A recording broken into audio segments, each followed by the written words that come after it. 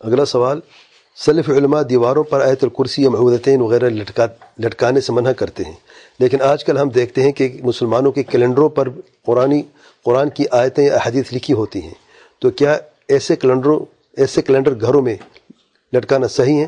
بہتر اجتناب کیا جائے۔ سچ بات ہے، قرآن مجید کو اللہ تعالیٰ سے نازل نہیں کیا ہے کہ قرآن مجید کی آیات کو دیواروں پر لٹکایا جائے یا کیلیگرافی کر کے انہیں خوبصورت انداز میں لکھا جائے یا ڈیزائن کے لیے یا ڈیکوریشن کے لیے استعمال ہو۔ یہ بالکل درست نہیں۔ اللہ تعالیٰ کی عظمت ہے، یہ کلام اللہ تعالیٰ کی عظیم کلام ہے، پاک کلام ہے، اس کا حق ادا کرنا چاہیے اور اسے ہر بے حرمتی سے بچانا چاہیے۔